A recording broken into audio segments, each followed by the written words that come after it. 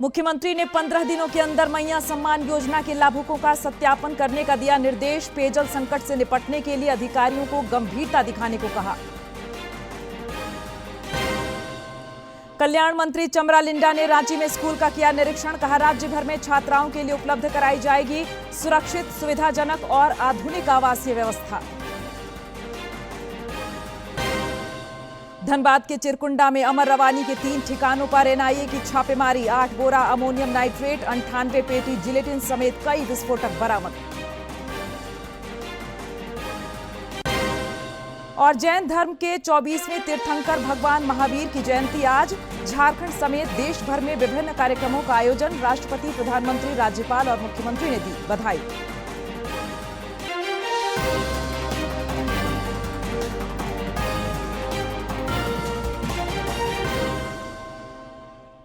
नमस्कार, खबरें झारखंड में आपका स्वागत है। मैं हूं प्रियंका और अब समाचार विस्तार से।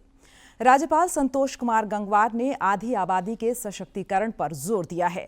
रांची में एक अखबार द्वारा आयोजित कार्यक्रम को संबोधित करते हुए उन्होंने कहा कि नारी ही सृजन, ममता और शक्ति का प्रतीक है। राज्यपाल ने पद्मश्री छुटनी महतो और चामी मुर्मू के योगदान का जिक्र करते हुए कहा कि ये महिलाएं समाज के लिए प्रेरणा स्रोत हैं। श्री गंगवार ने चिकित्सकों से निस्वार्थ भाव से जरूरतमंदों की सेवा करने का भी आह्वान किया। साथ ही सामाजिक बदलाव के लिए सामूहिक प्रयास पर जोर दिया। मुख्यमंत्री हेमंत सोरेन ने विकास योजनाओं को तेज गति से धरातल पर उतारने के लिए अधिकारियों और संबंधित उपायुक्तों को निर्देशित किया है। उन्होंने कल रांची में मैराथन बैठक कर विभिन्न विभागों के कामकाज की उच्च स्तरीय समीक्षा की। श्री सोरेन ने कहा कि राज्य में पेयजल संकट न हो, इसके लिए विशेष कार्य योजना बनाई जाए। उन्होंने 15 दिनों में मैया सम्मान योजना के लाभुकों का सत्यापन कर उनके बैंक खातों को आधार से लिंक करने की भी हिदायत दी। कई अन्य विषयों पर भी मुख्यमंत्री ने जरूरी निर्देश और सुझाव दिए। कल्याण मंत्री चमरा लिंडा ने कल रांची के जेल मोड़ स्थित राजकीय आवासीय बालिका उच्च विद्यालय का औचक निरीक्षण किया। इस दौरान उन्होंने विद्यालय की शैक्षणिक गतिविधियों समेत अन्य सुविधाओं की जानकारी ली। श्री लिंडा ने छात्रावास निर्माण का भी जायजा लिया। उन्होंने छात्राओं से संवाद के क्रम में उन्हें भविष्य में बेहतर करने के लिए प्रोत्साहित किया। कल्याण मंत्री ने कहा कि छात्राओं के लिए सुरक्षित, सुविधाजनक और आधुनिक व्यवस्था शीघ्र उपलब्ध कराई जाएगी। और अब बात वन नेशन वन इलेक्शन की। वन नेशन वन इलेक्शन पर राज्य में बयानबाजी तेज हो गई है। झामुमो और भाजपा के इस मुद्दे पर अपने अपने तर्क हैं। देखिए रिपोर्ट। झामुमो की केंद्रीय महासचिव विनोद पांडे ने कहा है कि चुनाव पर खर्च के बहाने Bhajpa one nation one election को जनता पर थोपना चाहती है। उसके पीछे उनका जवाब क्या है कि पैसे की बर्बादी होती है, समय की बर्बादी होती है। आप एक राज्य में एक साथ चुनाव नहीं करा पाते हैं और इस तरह की आप दलील दे रहे हैं। इधर झामुमो पर पलटवार करते हुए भाजपा के प्रदेश प्रवक्ता रमाकांत महतो ने कहा कि वन नेशन वन इलेक्शन सामाजिक, आर्थिक और राजनीतिक होने के साथ ही राष्ट्रीय सुरक्षा का भी मुद्दा है। इससे न सिर्फ खर्च बचेगा बल्कि समय और श्रम की भी बचत होगी। चुनावी खर्च ज्यादा नहीं हो, कम अधिक कार्य हो, लोकतांत्रिक व्यवस्था से विधायिका संसदीय व्यवस्था दुरुस्त हो, इसी को लेकर के भारतीय जनता पार्टी चाहती है कि एक साथ में चुनाव हो और लोकतंत्र मजबूत हो। वन नेशन वन इलेक्शन पर फिलहाल विभिन्न स्तरों पर विमर्श का दौर जारी है। ऐसे में नीति निर्धारण से पहले राजनीति के मंच पर बयानों के तीर चलते रहेंगे। डीडी न्यूज के लिए रांची से अवधेश की रिपोर्ट। राज्य की विधि व्यवस्था को लेकर भाजपा के एक प्रतिनिधिमंडल ने पुलिस महानिदेशक अनुराग गुप्ता से कल मुलाकात की। प्रतिनिधिमंडल ने राज्य के खराब होती विधि व्यवस्था की ओर से डीजीपी का ध्यान आकृष्ट कराया और आपराधिक गतिविधियों पर प्रभावी तरीके से अंकुश लगाने की मांग की। प्रतिनिधिमंडल में शामिल पार्टी के आदित्य प्रसाद साहू, सीपी सिंह और नवीन जायसवाल समेत अन्य नेताओं ने अनिल टाइगर के हत्यारों को शीघ्र पकड़ने की मांग की। गांडेय विधायक कल्पना सोरेन ने विकास और जन कल्याण की प्रतिबद्धता दोहराई है। उन्होंने गिरिडीह में शंकर नेत्रालय और बोकारो ओल्ड एल्यूमिनी ट्रस्ट की ओर से आयोजित 9 दिवसीय नेत्र जांच और मोतियाबिंद ऑपरेशन शिविर का उद्घाटन किया। श्रीमती सोरेन ने राज्य में स्वास्थ्य सुविधाओं के विस्तार पर जोर दिया और लोगों से इस शिविर का लाभ उठाने की अपील की। कार्यक्रम यहाँ हो रहा है और झारखंड में गांडे में पहली बार है और ये अथक प्रयास इस गांडे में नहीं, जैसे इन्होंने बताया कि पूरे राज्य में हर जिला में जाकर के करेंगे, तो मैं ये समझती हूँ कि आप लोगों का भी प्रोत्साहन हमें चाहिए होगा, आप लोगों की भी एकजुटता हमें चाहिए होगी और गरीब तबके के लोग जिनको सबसे ज़्यादा ज़रूरत है वो इस सेवा से कैसे अपने आप को लाभान्वित कर पाएंगे, ये प्रयास आप लोगों को करना है। झामुमो के केंद्रीय महासचिव विनोद पांडे ने कहा है कि मुख्यमंत्री हेमंत सोरेन के प्रस्तावित विदेश दौरे का सकारात्मक परिणाम देखने को मिलेगा। रांची में पत्रकारों से बातचीत में श्री पांडे ने भरोसा जताया कि मुख्यमंत्री का यह विदेश दौरा राज्य में उद्योगों के विकास और रोजगार के सृजन की दिशा में मील का पत्थर साबित होगा। उनका ये प्रयास है और इसीलिए वो विदेश दौरे पे जा रहे हैं और पूरी टीम जा रही है। उससे संबंधित जो भी टीम के सदस्य हैं वो सारे लोग जा रहे हैं। माननीय मुख्यमंत्री का सोच बिल्कुल स्पष्ट है कि इस राज्य में नए नए उद्योग लगें, जो पुराने उद्योग हैं उनका हम बेहतर ढंग से आगे चलाने का प्रयास करें ताकि यहाँ के लोगों को रोज़गार मिले, यहाँ के लोगों को नौकरी मिले और इस सरकार से जो अपेक्षा लोगों ने की है उस अपेक्षा को वो पूरा कर पाए। और अब बात प्रधानमंत्री मुद्रा योजना की। गिरिडीह में प्रधानमंत्री मुद्रा योजना ने गरीबों के चेहरे पर खुशी बिखेरने का काम किया है। अंकित अग्रवाल भी उन भाग्यशाली लोगों में शामिल हैं जिनके जीवन में इस योजना से सुखद बदलाव आया है और वे आज बेरोजगार से रोजगार देने वाले बन गए हैं। बताते हैं कि पढ़े लिखे होने के बावजूद उन्हें पूंजी के अभाव ने आगे बढ़ने से रोक रखा था। प्रधानमंत्री मुद्रा योजना की जानकारी मिलने पर उन्होंने बैंक ऑफ इंडिया से 10 लाख रुपए का ऋण लेकर प्लास्टिक की पानी टंकी बनाने का काम शुरू किया है, जिसकी आमदनी से उनकी दुनिया आज बदल गई। अंकित अग्रवाल प्रधानमंत्री के प्रति आभार व्यक्त करते हुए कहते हैं कि आज वे दूसरे को रोजगार देने वाले बन गए हैं। घर की आर्थिक स्थिति की वजह से हम कुछ कर नहीं पा रहे थे, इसकी वजह से फिर हमको प्रधानमंत्री मुद्रा योजना के तहत हमें 10 लाख रुपए का सेंक्शन हुआ, जिसके तहत हम उस पैसे को लेकर के अपना नया प्रोजेक्ट को स्टार्ट किए, जो टंकी फैक्ट्री हम बना रहे हैं। योजना के तहत हमें बहुत चीज़ का लाभ मिला, उसमें हमें सब्सिडी का भी लाभ हम उठाए, जिसकी वजह से हमें जो पैसे की जो टंकी की स्थिति थी वो मेरा बहुत हद तक सुधार हुआ।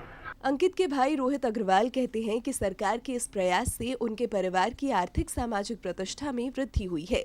उन्होंने प्रधानमंत्री मुद्रा योजना को पूंजी का अभाव झेल रहे लोगों के लिए वरदान बताया है। प्रधानमंत्री योजना के तहत पीएमजीपी के तहत मेरे भाई को 10 लाख की लोन मिली, जिससे कारण आज ये 4-5 लोगों को रोजगार भी दिया और हम लोगों ने यहाँ पे पानी टंकी का प्लांट लगाया, जिससे कारण है कि आज घर की स्थिति बहुत अच्छी हो गई है और थोड़ा मतलब मार्केट में भी थोड़ा नाम अच्छे हुए हैं। इसके लिए मैं प्रधानमंत्री को बहुत बहुत धन्यवाद करता हूं। अंकित के साथ पानी टंकी के निर्माण में लगे मजदूर भी आज खुश हैं। मजदूरों का कहना है कि गांव में ही रोजगार उपलब्ध होना बड़ी बात है। काम करने के लिए बहुत यहाँ पर काम बहुत बढ़िया है, हम काम से बहुत बढ़िया सुखी है, हम अपना घर चलाते हैं इस काम से। पहले कहीं काम नहीं करता था, अभी मैं टंकी प्लांट में काम कर रहा हूँ। इधर बैंक ऑफ इंडिया की अधिकारी निधि कुमारी बताती हैं कि गिरिडीह जिले में झारखंड में सबसे ज्यादा लोगों को मुद्रा लोन उपलब्ध कराया गया है। उन्होंने कहा कि गिरिडीह के बैंक योग्य युवाओं के हौसलों को उड़ान देने के लिए हमेशा तैयार हैं। जब से इस योजना की शुरुआत हुई तब से गिरिडीह जिला में कुल 2,54,896 लाभुकों को इस ऋण से आच्छादित किया जा चुका है एवं इसके साथ ही गिरिडीह जिला झारखंड में पहले स्थान पर है। निश्चित रूप से प्रधानमंत्री मुद्रा योजना ने झारखंड समेत देश भर में सामाजिक आर्थिक विकास की नई गाथा लिखी है, जो बदलते संवरते भारत का जीवंत प्रमाण है। गिरिडीह से रमेश प्रभाकर की रिपोर्ट। एनआईए ने धनबाद के चिरकुंडा में विस्फोटकों का जखीरा बरामद कर देश को दहलाने की साजिश को नाकाम कर दिया। दरअसल एनआईए पिछले वर्ष बंगाल के सालतोड़िया गांव में विस्फोट मामले की जांच कर रही है। तकनीकी आधार पर सुराग मिलने के बाद एनआईए की टीम ने चिरकुंडा के अमर रवानी के 3 ठिकानों पर छापेमारी की। इस दौरान डायनामाइट, 38 पेटी जिलेटिन और 8 बोरा अमोनियम नाइट्रेट बरामद किया गया। इन विस्फोटकों को पोल्ट्री फार्म में छुपा कर रखा गया था। एनआईए ने इस मामले में अमर रवानी के भाई संजय रवानी को हिरासत में लिया है। उसके ही निशानदेही पर तबाही के ये सामान बरामद किए गए। अमर रवानी एनआईए की पकड़ से फिलहाल बाहर है। और आज से देवघर के बागमारा में नवनिर्मित अंतर्राज्यीय बस पड़ाव का संचालन शुरू हो गया है। बाबा नगरी को जहां यह सौगात मिली है, वहीं प्रशासन ने पुराने बस पड़ाव को सील कर दिया, जिससे देवघर बस एसोसिएशन नाराज है। पुराने बस पड़ाव को बंद किए जाने को लेकर एसोसिएशन ने बसों का परिचालन बंद करने का फैसला लिया है, जिससे यात्रियों की परेशानी बढ़ गई है। देवघर की बागमारा में नवनिर्मित अंतर्राज्यीय बस पड़ाव आज से शुरू हो गया है। प्रशासन ने पुराने बस पड़ाव को सील कर दिया, जिससे नाराज देवघर बस एसोसिएशन ने आज से सभी बसों का परिचालन बंद करने का फैसला लिया है और अनिश्चितकालीन हड़ताल पर चले गए हैं। एसोसिएशन ने आरोप लगाया है कि निगम या प्रशासन की ओर से उन्हें कोई पूर्व सूचना नहीं दी गई और पुराने बस पड़ाव को सील कर दिया गया। लोगों का मांग है ये लोकल गाड़ी यहाँ से चलना चाहिए बस। और जब सब यात्री परेशानी देख लीजिए, बाहर आप लोग पत्रकार हैं, आ रहा है जा रहा है, सरकार एक तरफा डिसीजन ले रहा है, ये डिसीजन नहीं चलना चाहिए। एसोसिएशन समेत अन्य संगठनों की मांग है कि पुराने बस स्टैंड से प्रशासन लोकल यात्रा के लिए बस परिचालन की अनुमति दे, ताकि देवघर पहुंचने वाले श्रमिक और अन्य लोग बाजार के समीप उतर सकें। गाड़ी यहाँ से चलनी चाहिए। जो यहाँ गोरमरा, तलजारी, सहारा, जरमुंडी जितने भी लेबर क्वालिटी के आदमी आते हैं 100-200 रुपया कमाने के लिए, अगर वहाँ जाएंगे तो 50 रुपया उनको अतिरिक्त लगेगा। इधर बसों का संचालन ठप हो जाने से यात्रियों को भारी परेशानी का सामना करना पड़ रहा है। कई यात्री गंतव्य तक जाने के लिए वैकल्पिक साधनों की तलाश में भटकते नजर आए। बहुत परेशानी हो रहा है। हम लोग जैसी में उतरे थे 7 बजे, अभी तक बस नहीं मिल रहा है। में 6 बजे उतरे हैं, अभी तक गाड़ी नहीं मिल रहा है। वहाँ से यहाँ पर टोटो वाला खड़ा करके किधर चला गया। हम लोग को बॉक्सी जाना है। देवघर के बागमारा में नवनिर्मित अंतर्राज्यीय बस पड़ाव का संचालन शुरू होना निश्चित रूप से यात्रियों के लिए किसी सौगात से कम नहीं है। वहीं एसोसिएशन के भी अपने तर्क हैं। आवश्यकता है संतुलन बनाने की, ताकि आम यात्रियों को कोई असुविधा न हो। डीडी न्यूज के लिए देवघर से मनीष दुबे की रिपोर्ट। भारत सरकार के सांख्यिकी और कार्यक्रम कार्यान्वयन मंत्रालय के क्षेत्रीय राष्ट्रीय सांख्यिकी कार्यालय की ओर से रांची में आयोजित 2 दिवसीय प्रशिक्षण सह समीक्षा कार्यशाला कल संपन्न हो गई।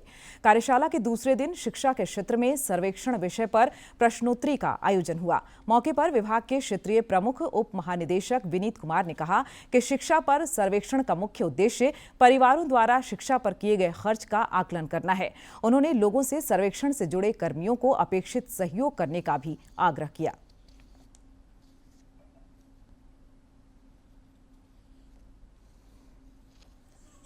हम लोगों का RTC on CMS on education पर है तथा इस अवसर पर हम लोगों ने यहाँ पर एक क्विज प्रतियोगिता भी आयोजित किया है तथा हमारा कैंप चल रहा है जिसमें हम एजुकेशन के बारे में किस तरह हम लोगों को सर्वे करना है उसका बारे में लोगों को ट्रेनिंग दे रहे हैं और ट्रेनिंग काफ़ी सफल है। और हम लोग क्विज में हम लोगों ने एक्सटर्नल एक अधिकारी को भी बुलाया था जो एडिशनल डीजी रैंक के अधिकारी रह चुके हैं। उन लोगों ने भी हमने आमंत्रित किया था अपने इस कैंप में।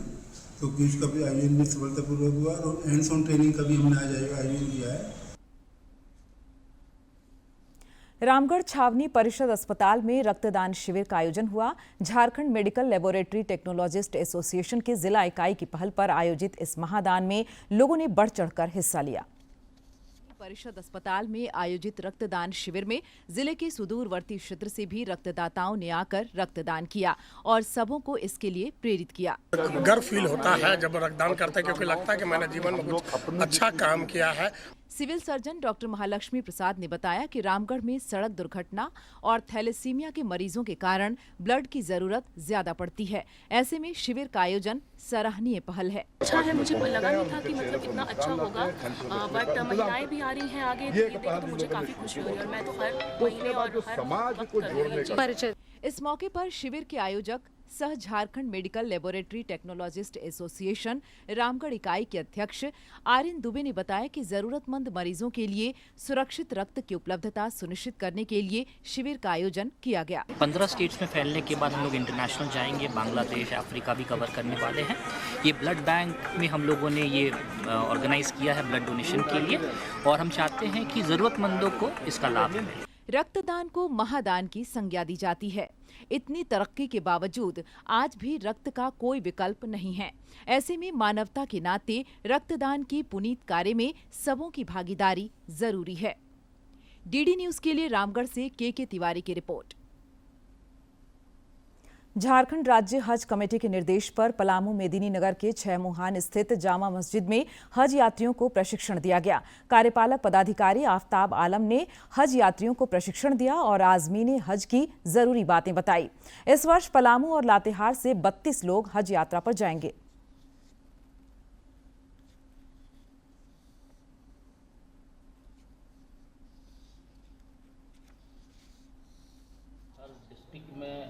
जो हज यात्री हैं उनको प्रशिक्षित किया जाए, चूँकि वो विदेश यात्रा करते हैं जहाँ के नियम कानून अलग हैं, इन सब के संबंध में उनको जानकारी नहीं दी जाएगी तो वो वहाँ किसी परेशानी में फंस सकते हैं। हो सकता है कि अनजाने में उनसे कुछ गलती हो जाए जो वहाँ पे अपराध हो, जिसके कारण उनको जेल जाना पड़ सकता है। पोषण पखवाड़ा को लेकर राज्य भर में विविध कार्यक्रम आयोजित किए जा रहे हैं ताकि कुपोषण से जारी जंग को अंजाम तक पहुंचाया जा सके। इस सिलसिले में गढ़वा के उपायुक्त शेखर जमुआर ने पोषण पखवाड़ा के मद्देनजर जागरूकता रथ को रवाना किया। ये जागरूकता रथ लोगों को पोषण के महत्व से अवगत कराएगा, जो सुखी और स्वस्थ झारखंड का आधार बनेगा। और आपका पसंदीदा डीडी झारखंड नए तेवर और नए कलेवर के साथ आपके बीच है, ताकि पल पल की खबरें आप तक पहुंचे। आपका अपना पसंदीदा डीडी झारखंड गांव से लेकर कस्बों और शहरों तक की है धड़कन। सटीक, विश्वसनीय और तेज खबरों का भी है आईना। राजनीति के मंच से सत्ता के गलियारों तक, खेत से खलिहान और मनोरंजन से इंफोटेनमेंट तक, खेल के मैदान से रंगमंच की खबरों तक, सब कुछ देखिए हमारे प्रादेशिक समाचार में हर रोज दोपहर 12:30, शाम 6:30 और 7:30 बजे, सिर्फ और सिर्फ डीडी झारखंड पर। झारखंड उच्च न्यायालय ने जैन धर्मस्थल पारसनाथ पहाड़ को संरक्षित रखने के संबंध में राज्य सरकार को निर्देशित किया है। इस मामले में दायर जनहित याचिका पर मुख्य न्यायाधीश न्यायमूर्ति एमएस रामचंद्र राव की खंडपीठ में सुनवाई हुई। अदालत ने मौखिक रूप से कहा कि जैन धर्म के धार्मिक स्थल पारसनाथ पहाड़ को सरकार संरक्षित रखे और वहां धार्मिक भावनाओं के अनुरूप कार्य हों। खंडपीठ ने यह भी कहा कि डालसा के साथ प्रार्थी और सरकार के प्रतिनिधि पारसनाथ पहाड़ का जायजा लेकर अदालत को रिपोर्ट सौंपेंगे। खंडपीठ इस संबंध में अंतरिम आदेश पारित करेगी। झारखंड समेत देश भर में जैन धर्म के 24वें तीर्थंकर भगवान महावीर की जयंती धूमधाम से मनाई जा रही है। महावीर जयंती को लेकर मंदिरों में लगातार श्रद्धालु पहुंच रहे हैं और जगह जगह शोभा यात्रा का भी आयोजन हो रहा है। महावीर जयंती जैन समुदाय के लिए सबसे शुभ त्योहारों में से एक है, जो भगवान महावीर के जन्म की याद में मनाया जाता है, जिनका जन्म 599 ईसा पूर्व में वर्तमान बिहार के कुंडग्राम में हुआ था। एक आध्यात्मिक सुधारक और गहन विचारक भगवान महावीर ने जैन धर्म के 5 प्रमुख सिद्धांतों अहिंसा, सत्य, ब्रह्मचर्य, अपरिग्रह और चोरी न करने के मार्ग का प्रचार किया। इस दिन भक्त मंदिरों में जाते हैं, प्रार्थना करते हैं और भगवान महावीर की मूर्ति को लेकर भक्ति गीतों और उपदेशों के साथ रथ यात्रा में भाग लेते हैं। बहुत से लोग दान और निस्वार्थ सेवा के कार्यों में संलग्न होते हैं, जो तीर्थंकर की शिक्षाओं को दर्शाता है, जिन्होंने आध्यात्मिक मुक्ति की खोज में सांसारिक सुखों का त्याग किया था। As a Jain myself, I think I've grown up with the tenets of non-violence, ahimsa paramo dharma, and vairagya, which is non-attachment to the physical things in life. And these are the lessons that Lord Mahavir Swami, he taught us through his life. We celebrate those tenets, and I think not just the Jain community, but the entire world needs to understand and follow the tenets of non-violence, because that is what we need, considering whatever is going on around the world. Mahavir का अहिंसा या अहिंसा का संदेश धार्मिक सीमाओं से परे गूंजता है और वैश्विक स्तर पर शांति आंदोलनों को प्रेरित करता रहता है। बढ़ती अशांति के युग में उनकी शिक्षाएं आशा और नैतिक जीवन की किरण प्रदान करती हैं। महावीर स्वामी की दया, करुणा और अहिंसा का संदेश आज भी पूरी दुनिया में प्रासंगिक है। भगवान महावीर को शांति और पवित्रता के मार्ग के लिए एक कालातीत श्रद्धांजलि। Bureau report, DD news. इधर राजधानी रांची समेत राज्य भर में भगवान महावीर की जयंती को लेकर हर्ष और उल्लास का माहौल है। रांची के अपर बाजार स्थित जैन मंदिर को इस उपलक्ष्य में आकर्षक तरीके से सजाया गया है। मंदिर में श्रद्धालुओं के आने जाने का सिलसिला जारी है।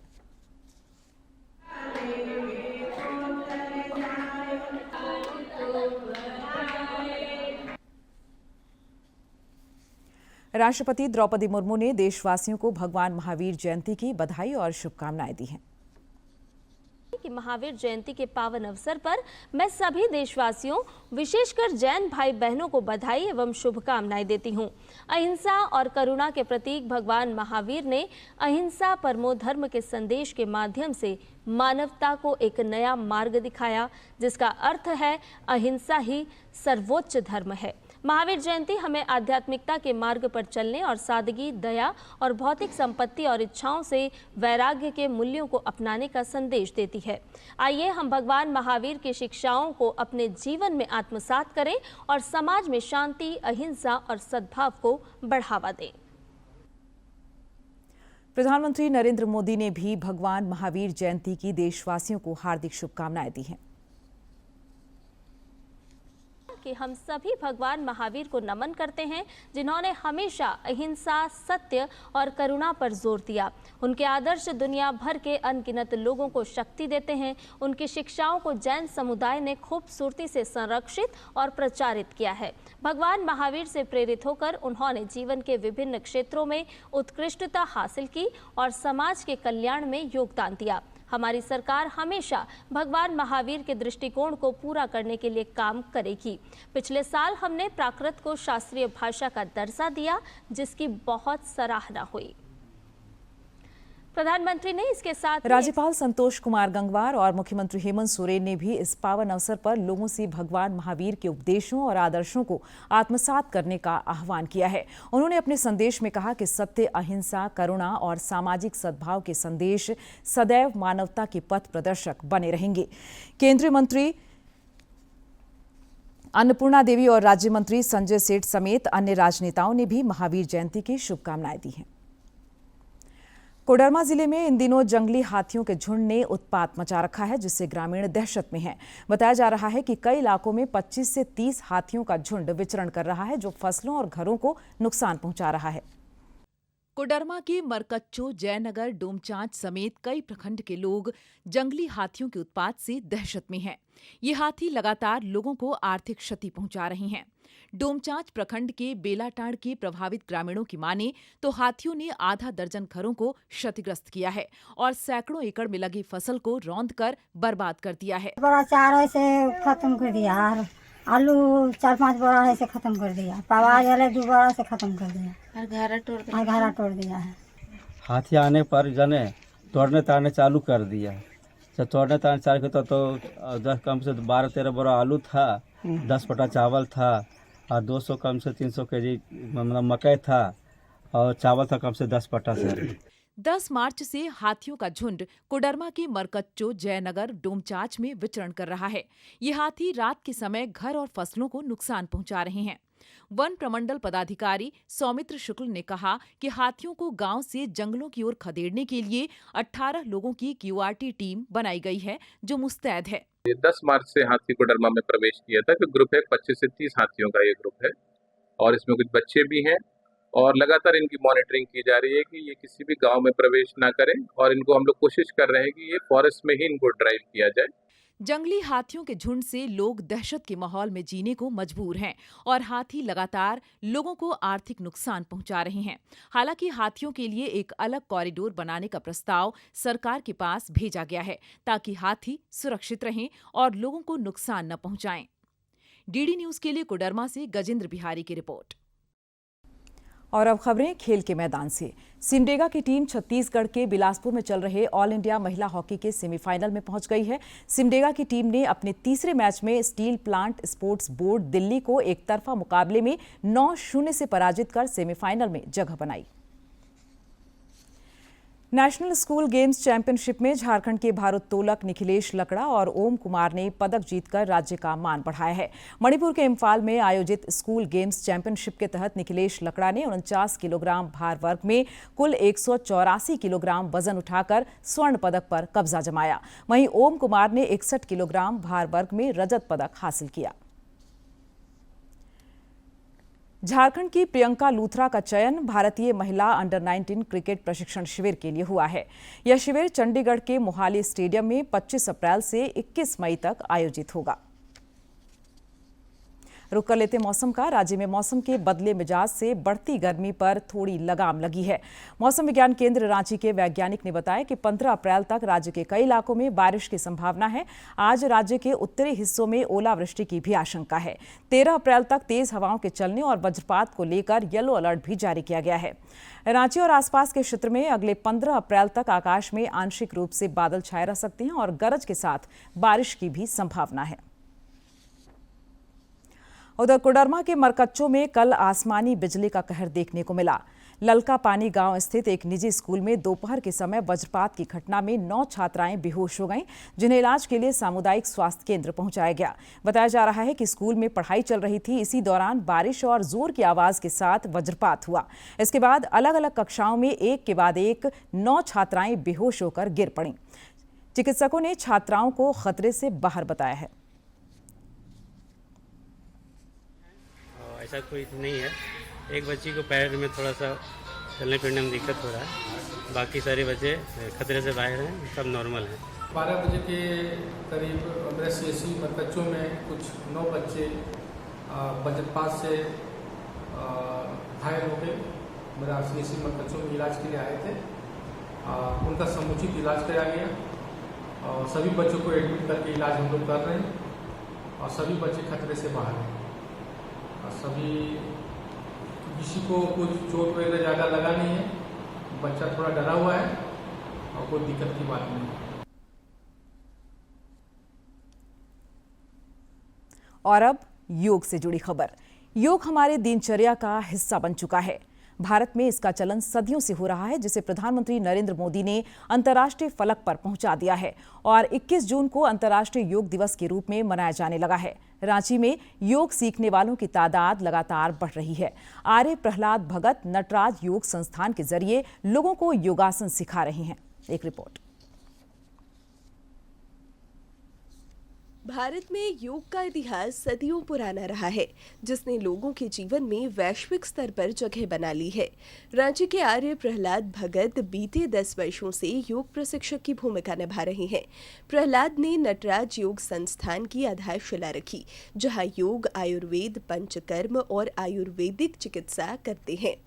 प्रहलाद ने बताया कि दिन भर में 15 मिनट योग करने से इंसान निरोग और निर्मल काया प्राप्त कर सकता है। बोलते हैं कि नहीं हम 1 घंटा कैसे निकालें, तो 1 घंटा मत निकालिए, आपके लिए 15 मिनट बहुत है।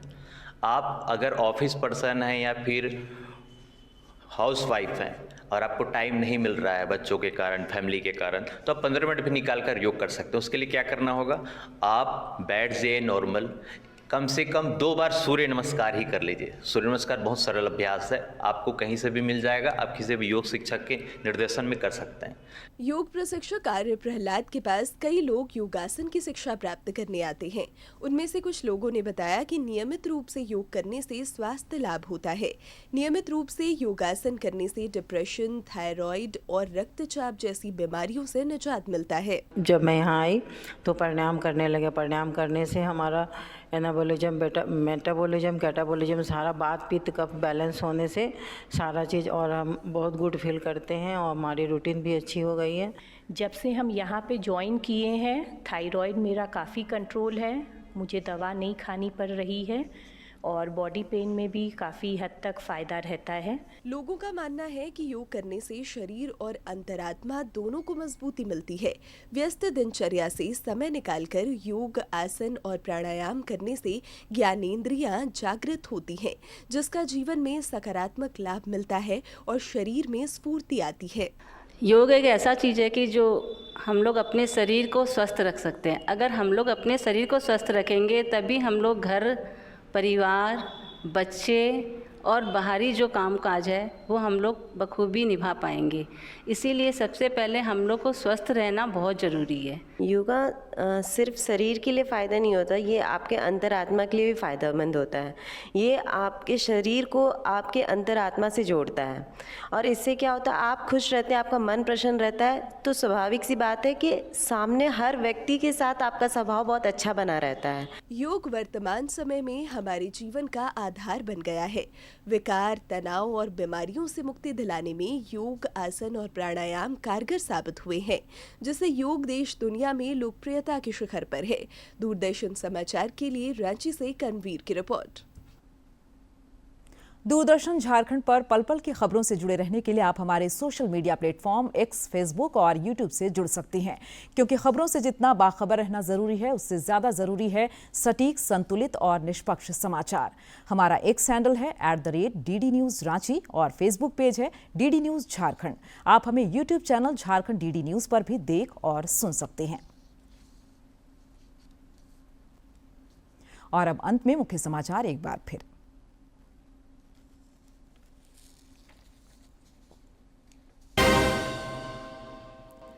मुख्यमंत्री ने 15 दिनों के अंदर मैया सम्मान योजना के लाभुकों का सत्यापन करने का दिया निर्देश। पेयजल संकट से निपटने के लिए अधिकारियों को गंभीरता दिखाने को कहा। कल्याण मंत्री चमरा लिंडा ने रांची में स्कूल का किया निरीक्षण। कहा, राज्य भर में छात्राओं के लिए उपलब्ध कराई जाएगी सुरक्षित, सुविधाजनक और आधुनिक आवासीय व्यवस्था। धनबाद के चिरकुंडा में अमर रवानी के 3 ठिकानों पर एनआईए की छापेमारी। 8 बोरा अमोनियम नाइट्रेट, 98 पेटी जिलेटिन समेत कई विस्फोटक बरामद।